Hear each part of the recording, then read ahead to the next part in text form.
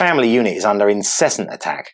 The life force that drives academia, politics and media, both news and entertainment, seeks to devalue the traditional family. So why would they do that?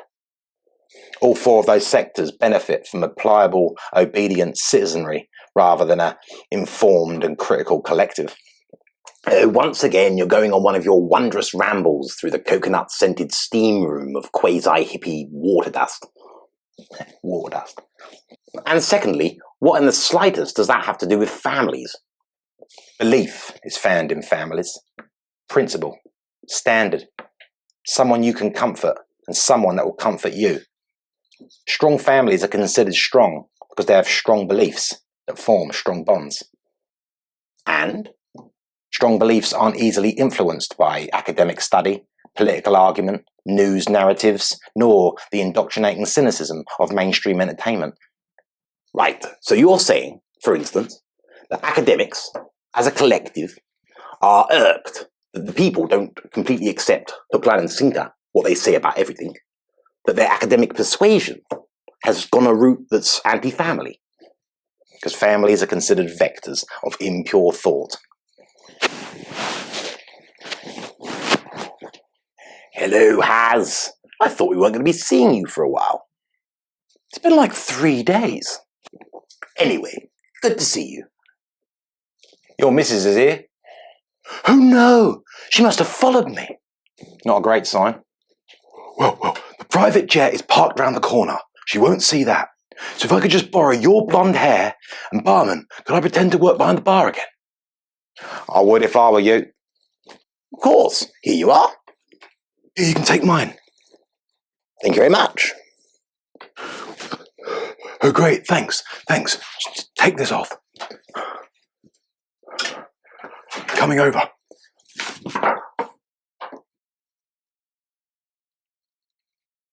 Oh no.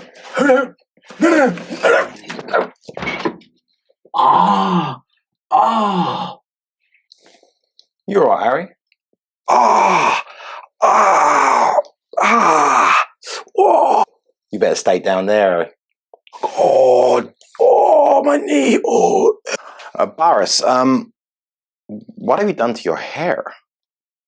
Oh, I just thought I'd go for something a bit different, something a bit more regal, maybe. Yeah, but ginger? Anyway, as interested as I am in your hair, I'm looking for Harry, and I've got a private jet waiting.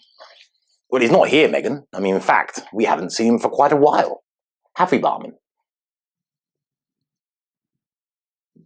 Thanks. Oh, Look, what's going on here? Are you hiding something from me? No, Meghan, we haven't seen him. I cast iron guarantee we have not seen him for quite a while. And in fact, the last time he wasn't here, he was going on about his Meghan and how she tries to protect him and, that sort of thing. So cute when you say things as though you have credibility. Kind of reminds me of myself. Anyway, I've told Harry to steer clear of this place for a while, so, you won't be seeing much of him. Oh, well, bad news, but she is he who must be obeyed, so fair enough. I really haven't got time to correct the rampant sexism in what you just said, and I have a private jet waiting, so I'm just going to say so long. So long, Boris. Yeah, I'm sure it won't be too long. They took 2 separate private jets from the US to a bar in the UK, yet they also lecture the world on the dangers of climate change. Markle's paradox. It's a beautiful thing. Any New Year's resolutions, Boris? Well, last year was a difficult one. A tough one, I made a few mistakes. The problem with dealing with a pandemic, Mr. Barman, is that you're pulled hither-tither by this and that, thrown to and fro by yay or nay, And the decisions we come to and the plans we concoct have real consequences. Any resolutions this year? Yeah, a certain framing of the epistemological nuances of the situation might elicit one type of response, whereas an alternative framing will elicit a completely different type, both logical and emotional. Any resolutions? And the principal predicament I find myself in is determining the hierarchy of importance of effects through certain government involvement to make sure that the cure is not worse than the disease. Resolutions? To relinquish any doubt I have left in the experts and fully embrace their guidance. The complete trust of experts suggests an abolition of democracy in favour of a select group of political experts. Now there's an idea. Precisely.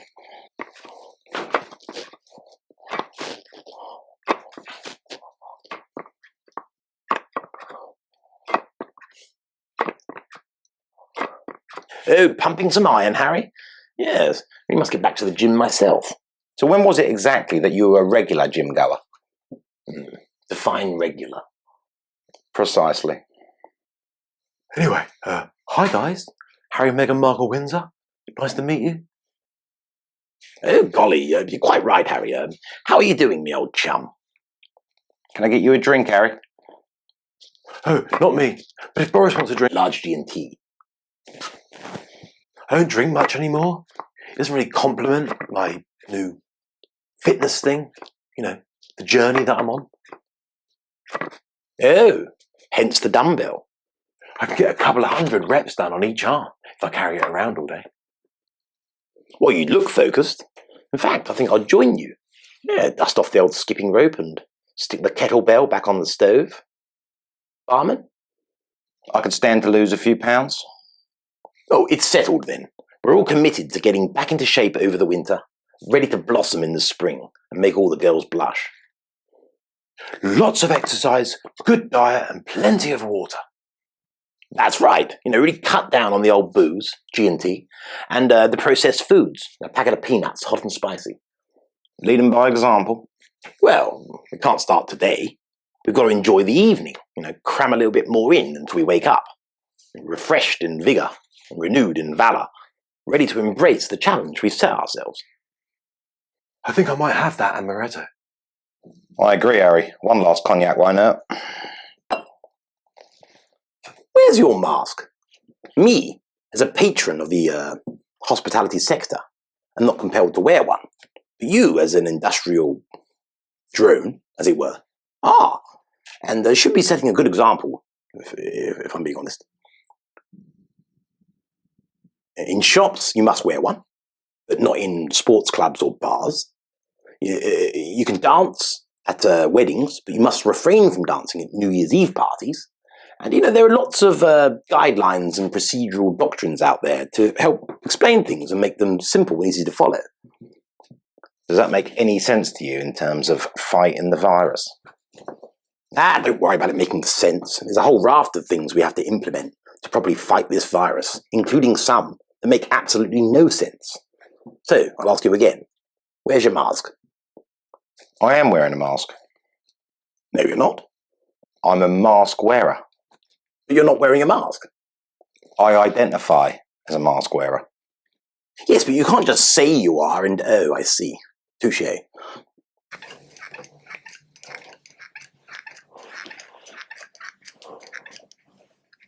Huzzah! Keeping up with the exercises, I see. Tonic, no gin for me. Yeah, I do a few hundred of them a day to, you know, build my forearms and improve my clench strength. I used to be able to crack a walnut with this hand. No, we didn't. Oh, people have been suggesting that I do this all of my life. You know, Harry, get a grip, they'd say. Well, how's your good woman? I mean, cisgendered, straight, multiracial person who ovulates. Well, she's a little bit disappointed that her historic legal win against the Mail on Sunday hasn't been celebrated the way it should be. And some people are even against it on the principle of free speech. I mean, good riddance. I mean, free speech is an easy sacrifice to make in the pursuit of equality and compassion and kindness and Meghan, my Meghan. I say let it be collateral damage as we build a fairer world. Hear, hear. Have you ever considered your bombastic disregard for a fundamental principle of Western success and a scaffold of the great civilization you've adopted is a product of blinkered ignorance rather than a fruit of inspired genius? Those napkins aren't going to fold themselves. Oh, she's right, Harry. Meghan and I have had our ups and downs. A few more downs. I don't know why. I mean, we agree on almost everything. I'd personally let her have input into the next Tory manifesto if my party were a bit more forward-looking and less conservative. I think she'd like that. And I agree with her about the Mail on Sunday case. People need to see the benefits of her win. And if that comes with showing the dangers of free speech, then double win, in my opinion. 2 birds, 1 stone. Exactly. People are under the spell of misinformation. Wacky, nutjob idiots. Well, that's it. Misinformation is just another symptom of the disease that is free expression. Defining free expression as a disease is an insult to your forefathers who died to earn and preserve it. Now, don't make us look for somewhere else to drink. What do you think the end of modern civilization looks like? Oh, the end of civilization. Good question. Probably most accurately described as a fracturing of the administrative body, the structural glue that holds us together politically. Politically, not interpersonally or culturally. Politically. Is that why both main parties and all Western democracies believe the same thing in terms of cultural projects and the slow eradication of previously untouchable freedoms? Neither side upholds individual rights, personal rights. Neither stand by the belief that each individual is responsible for and in charge of his own outcome. And not because life is always fair and the good don't get stitched and the bad don't get lucky. That ain't true. But because it's the only attitude available that will maintain the basic freedoms that we Westerners enjoy. One side of the political spectrum pushes forward in taking control of people's lives, and the other side slowly relents. The basic principle upon which freedom rests and is infinitely justified has been marched on by the institutions. Which is a description of what I think the end of modern civilization looks like. There you go, flouncing along through the auriferous field of oilseed rape, waving your hands round like a child on her maiden voyage through the crop. You've made very big jumps with your arguments there, and you've not always landed in the good stuff, if you know what I mean. Don't look as if you do. You're saying I make leaps of logic that don't always pay off in the manner I intended. Oh, that's it. Speak like that. You could become my translator. You could help me work out finally what the words coming out of my mouth mean. I'll pay you, of course. You become a government advisor. Pays handsomely. Far better than this bar job, I no doubt. No, thank you, Boris. I don't think I've ever said anything to you in support of expanding the state, so to accept such a role would be to defile the very standards I stand by. Political disagreement on things that matter is very dangerous. We need uniformity on the big things. That sounds terrifying. Oh, it is. If we return to the tribalism of varying opinions, with today's technology, we blow each other to smithereens. Right. We all need to be coaxed into accepting the same future, with the appearance of freedom of choice being little more than subterfuge. There you go again, exactly. Are you sure I can't tempt you with this position? We must accept that civilization has moved on in unity, a unity that can and must never be ripped asunder, and that must be held onto with a globally realized and orchestrated collective destiny. Yep, that sounds terrifying. It's homogeny or capitulation, I'm afraid. Modern civilization can only survive if we homogenize around principles. No. Outcomes. If we focus on principles, civilization will collapse into anarchy and despair. If we focus on outcomes, then modern civilization will reorder into a lifeless, soulless slavery dictated by unaccountable elites. Slimline tonic. A squeeze of lime, please. All this disagreement has put me in need of some vitamin C. Well, what I hear over and over again is that the average person feels completely disconnected from politics, and I can't, for the life of me, work out why. I could offer a suggestion. Oh, I thought you might. Go on. As bonkers as it may be, it does provide some relief to the boredom, listening to you go on your jaunty journeys through the forests of forbidden falsehoods. Global news, the global conversation, even national news, exists primarily as a to and fro between the political and the media classes. It's a self-fulfilling, self-perpetuating system that is left unsullied by the input or interests of the average person, as you call them, leaving them, or us, feeling completely disconnected. Yeah, there you go, bashing us politicians as usual. We really are the most persecuted breed of human in modern society. Look, we're elected on a manifesto, which, like all of our good predecessors, we try desperately to avoid enacting. Then we faff about a bit, trying to adapt to the changing situations.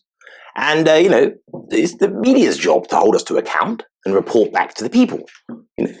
Where's your problem? First of all, the media no longer report facts and incidences for the public to digest. They push narratives that are often contrary to their own personal behaviour. Take, for instance, your infamous Christmas gatherings while the common folk were locked down and forced to only allow 13 people to attend a funeral.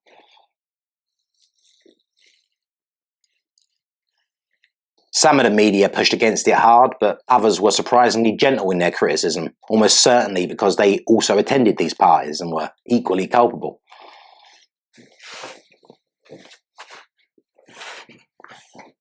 Even those in the media who did attack it wholeheartedly did so on the issue of hypocrisy, which, don't get me wrong, is nauseating and usually important. Yeah, I prefer to call it varying degrees of standard and regulation. But in this circumstance, they should have been highlighting the fact that you guys clearly didn't think there was much danger. You certainly weren't in the grips of the fear that's been promulgated by the political media machine. Political media machine. Listen to him. That didn't fit their narrative, so it's not been mentioned. If there's one thing we know about politicians, they're definitely selfish enough to want to keep themselves alive and look after their own loved ones. So their flippancy with the rules speaks volumes and is something that should have been honed in on by attentive critical media. First of all, I've explained all of this enough times. It was a work due. Yeah, but what about these new emails asking invitees to bring their own booze? That was days after this work due, at which Carrie Simmons also attended. What's she got to do with the government? I shan't be explaining myself again, least of all to you. But returning to your previous theory, you appear to be painting Joe Public as a bunch of bimlos who can't work out anything themselves via, logical inference. Not at all, Boris. In fact, I'm saying the opposite. We can see events and evidence ourselves from which we form our own narratives, which the media completely ignores, spinning a different story instead. Which the government then reacts to, and the merry-go-round starts once again, leaving us, the voter, the average person, completely out of the loop and disconnected. I'm not really sure what you're getting at. When the media says that Boris Johnson's under growing pressure as Omicron cases surge, where's that pressure coming from? The public? No. No one knows what the public thinks. They're referring to themselves. They are putting the government under pressure. The media. The government then react to this pressure, then the media spin a new story. Us voters are surplus to requirements within this system. It's a ping-pong fantasy between two groups who don't even believe in their own fanatical stories. They're having parties instead. Another low blow. And that's why they're disconnected. No, it's because they're all a bunch of right-wing conspiracy nutcases, like your good self. Get us some tonic water, will you please? Hello friends, for those of you who enjoy our content and would like to see more videos released more regularly and with greater variety, we'd very much appreciate you considering supporting the channel. I've left 2 links in the description box below, one to Patreon, where you can sign up for monthly support, and one for PayPal, where you can make a singular donation if that would be your inclination. Thank you very much.